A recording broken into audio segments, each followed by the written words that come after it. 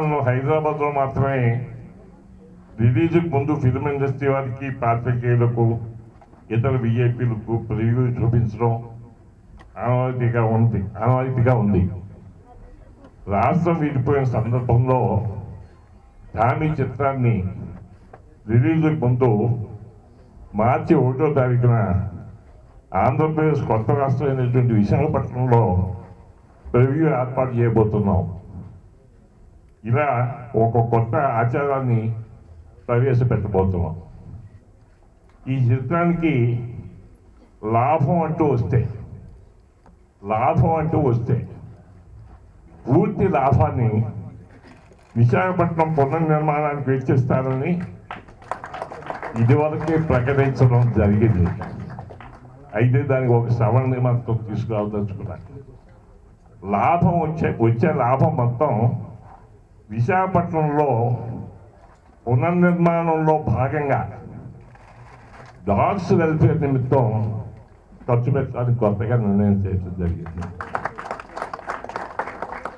ఈ చిత్రాన్ని మార్చి 2వ వారంలో 13వ తేదీన విడుదల చేయాలని సంకల్పించాం.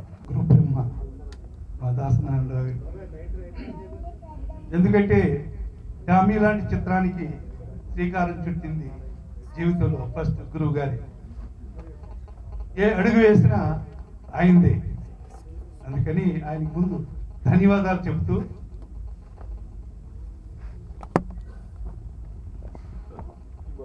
ఇందులో ఫస్ట్ హీరో ఎవరో కాదు, హర్రామ్ జోగి గారు.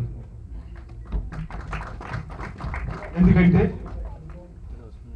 సునామీగా కమర్షియల్ గా వేవులు వస్తున్న ఈ రోజుల్లో టామీ అనే ఒక క్యారెక్టర్తో సినిమా తీయాలనుకోవడం గ్రేట్. అలాంటి మనిషే పరిశ్రమను బతికించడానికి అవసరం. అందుకని వారికి ధన్యవాదాలు తెలియజేస్తున్నాను. నా అభిమాన నటులు రాజేంద్ర ప్రసాద్ గారు, రఘురామ్ జోగయ్య గారు, అమల గారి పెద్దలందరికీ నమస్కారం.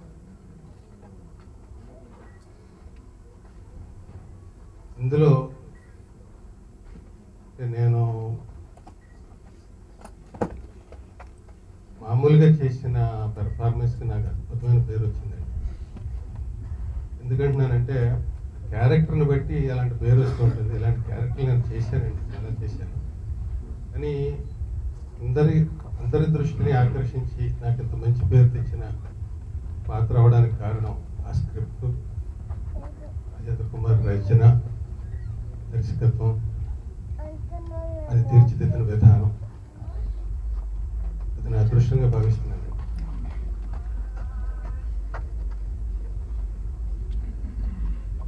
హరిరామజోగి గారు ఇప్పటికీ గుర్తుండిపోయే మాన్యుమెంటల్ ఫిల్మ్స్ తీసుకుంటారు.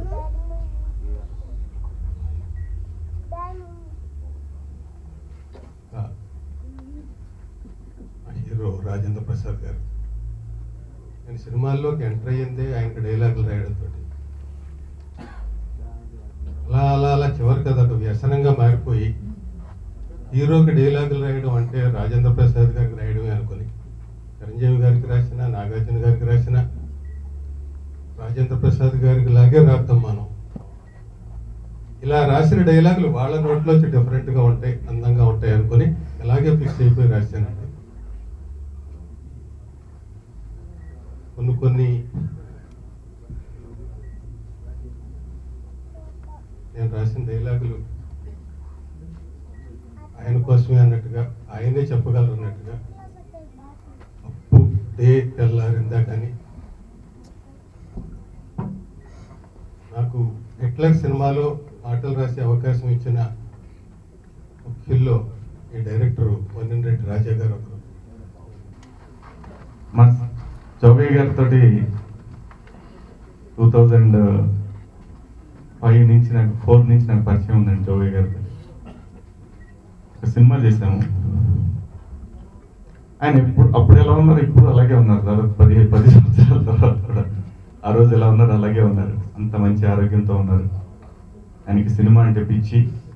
ఆ పిచ్చే ఈ టామీ దాకా తీసుకొచ్చింది మళ్ళీ ఆయన్ని. టామీ సినిమా గురించి చెప్పాలంటే ఎక్స్ట్రాడినరీ కథ అండి ఇది. నాకు బాగా తెలుసు ఈ కథ గురించి.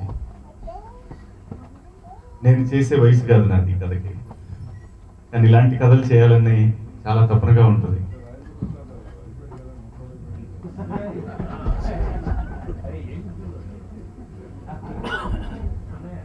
వయసు పెరిగిన కుర్రవాడు అంతే, సహజంగా వస్తుంది కాబట్టి అండి వయసు అనేది. అయినా కూడా ప్రసాద్ అన్న ఎప్పుడు కూడా కుర్రాడే. అంటే టామీ అనగానే ఏదో కుక్కల సినిమా ఇలా అని దయచేసి ఎవరు అనుకోవద్దు. కుక్క అనే మాట కూడా అనాలంటే ప్రాణం పోతుంది, అనలేం, అనకూడదు కూడా. ఎందుకంటే కల్చర్ని పెంచుకుంటున్నాం మనం. కుక్క అనే పదాన్ని వాడటం అని అంటే ఇంక దానికి ఆల్టర్నేటివ్ సునకము అని అనలేం కాబట్టి, సో కుక్క అని తెలుగులో మాట్లాడే దానికన్నా కూడా కొంచెం పాష్గా ఉంటుంది. డాగ్ అని పెంచుకోవడం బాగుంటుంది, కొంచెం అనడానికి కూడా ఈజీగానే ఉంటుంది. ఈ మధ్యకాలంలో చాలామంది మంచి సినిమాలు రావట్లేదు, లేకపోతే బూత్ సినిమాలు వస్తున్నాయి, డబుల్ మీనింగ్ సినిమాలు వస్తున్నాయి. అంటే అవి మాత్రం చూస్తున్నారు, చూసి వెంటనే నెక్స్ట్ స్టేట్మెంట్ ఇవ్వటం, లేకపోతే రిజిస్ట్రేషన్ చేయటం, లేకపోతే రోడ్డు మీద ఎక్కడం చేస్తున్నారు. మంచి సినిమా వచ్చినప్పుడు మంచి సినిమా చూడటం కూడా నేర్చుకోవాలి ఫస్ట్. చాలా మంచి సినిమా చూస్తే చాలా మాకు ఇటువంటి మంచి సినిమాలకి డబ్బులు వస్తానికి. మీరు అక్కడికి వెళ్ళి చెత్త సినిమా చూసి దాన్ని పెంచడం కంటే చెత్త సినిమాను చూడటం మానేసి మంచి సినిమాని చూస్తే ఆ చెత్త సినిమాలు చచ్చిపోతాయి, మంచి సినిమాలు బతుకుతాయి. First point. టామీ సినిమా చూశాను, చాలా చాలా చాలా బాగుంది, చాలా ఆనందంగా ఉంది అటువంటి సినిమా చూసి. జోగయ్య గారికి మా కృతజ్ఞతలు.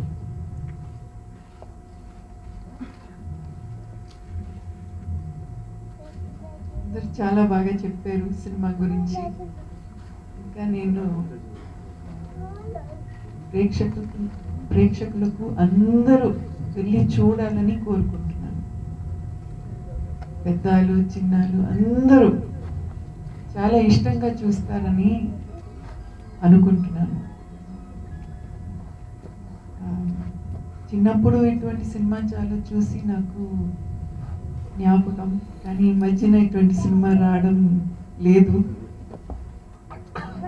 It's wonderful that you have made the effort to make this films. Thank you for that.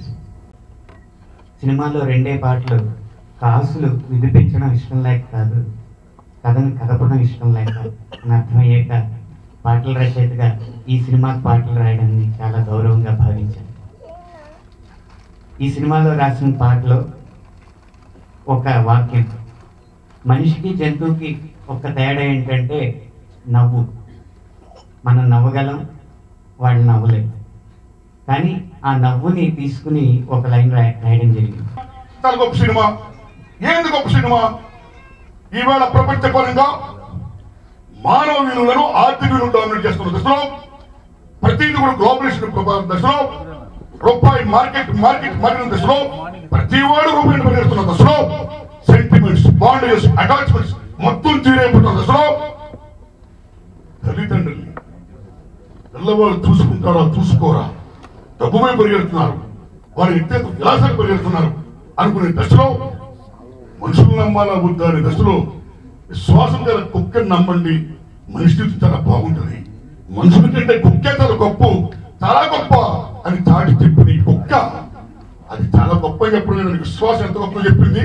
టామీలాగే మీ కొడుకులు కూతురు ఉండండి, ఓ అమ్మ బాబులారా మీరు దొప్పించుకున్నారు, మమ్మల్ని కన్నారు, మీ స్వార్థం కోసం మా కోసం కాదు అని దొప్పుడు మాట మానండి. నేను వేరే సినిమా చూశాను యుఎస్ లో.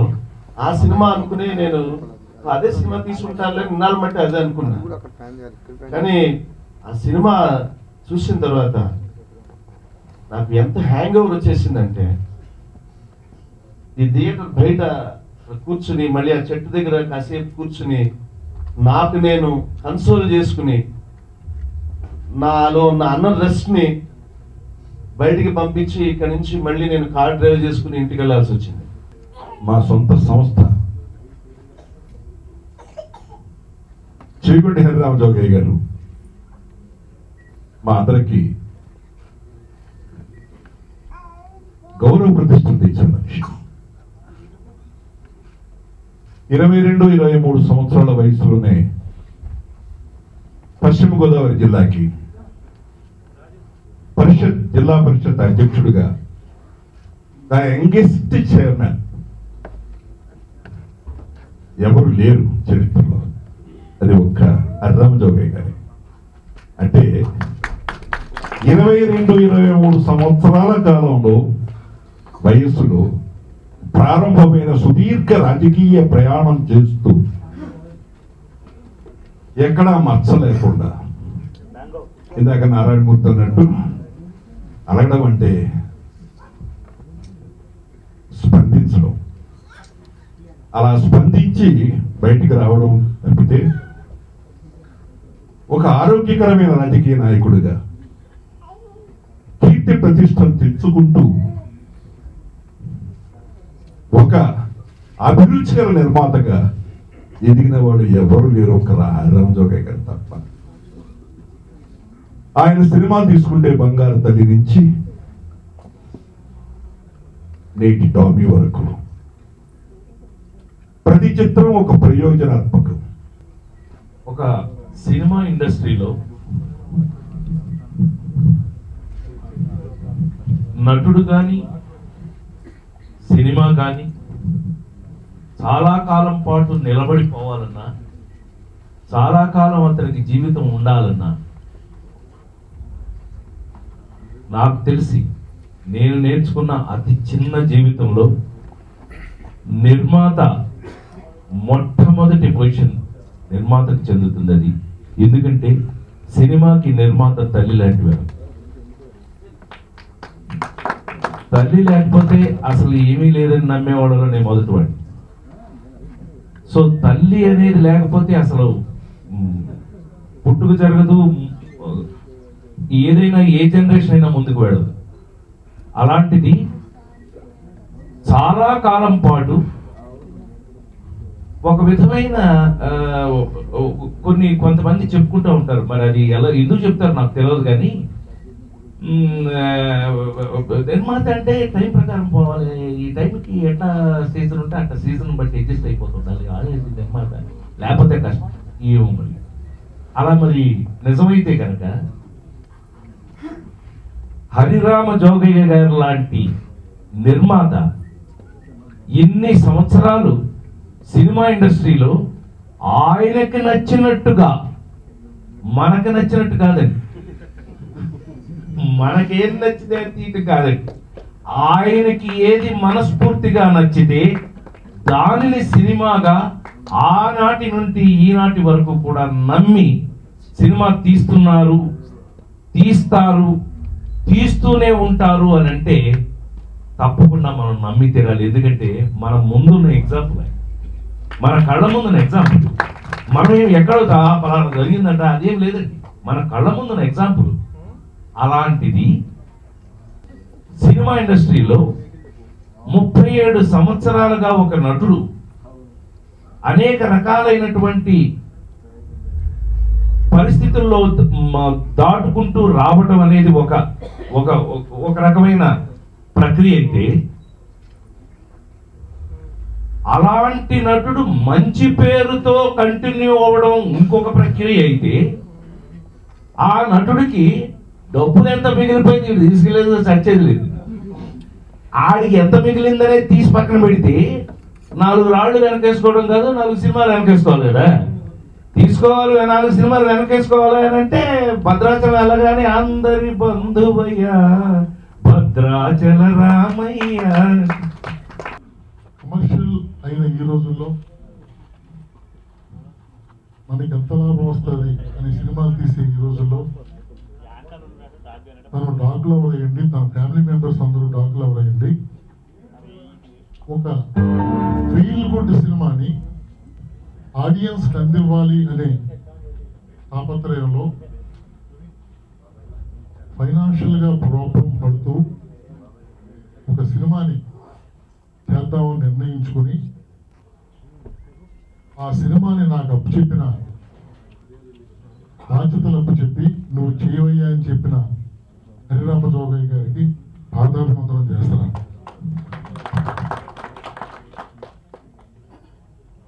కమర్షియల్ సినిమా డెఫినెట్ గా అవుద్దండి. కారణం ఏంటంటే ఆయన గురువు గారు కమర్షియల్ కాదు, నేను డెఫినెట్ గా అందరికీ నచ్చే సినిమా తీస్తున్నాను అని అనుకున్నారు. కానీ డెఫినెట్ గా నారాయణమూర్తి గారు చెప్పినట్టుగా ఆయన చేతిలో బొకే ఫ్లవర్స్ పడ్డట్టుగా డెఫినెట్ గా దీనికి కాసుల వర్షం కురుస్తుంది.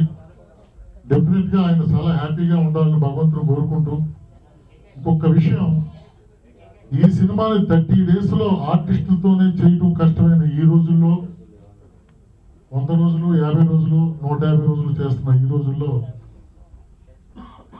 ఒక డాక్ తోటి భూగి అనే నా మిత్రులతోటి ప్రవీణ్ తోటి కలిసి ఈ సినిమా చేయడానికి 30 days, అది నా గొప్పతనం కాదు. సమ్ పవర్ ఈస్ దే, ఏదో నాకు హెల్ప్ అయ్యింది, అది గాడ్. కానీ నేను అనుకుంటున్నాను హరిరామ జోగయ్య గారి భార్య భారతమ్మ గారు, ఎందుకంటే ఆవిడ కోసం ఈయన సినిమా తీశారు, ఆయన కోసం ఈయన సినిమా తీస్తున్నాను కాబట్టి ఆయన డబ్బు ఖర్చు అవ్వకూడదు. ఆయన అనుకున్న బడ్జెట్లో 30 days లో సినిమా చేయాలంటే నేనేం చేయాలి, రాజా వన్నరెడ్డికి ఓర్పు ఇవ్వాలి, కుక్క చెప్పినట్టుగా చేయాలని చెప్పి పైనుంచి ఆవిడ ఆశీర్వదించారు కాబట్టి నేను ఈ 30 days లో సినిమా చేశానని చెప్పి ఆవిడకి మనస్ఫూర్తిగా కృతజ్ఞతలు చెప్పుకుంటూ. ఫోన్ వచ్చిందా? వెళ్ళి పట్రా.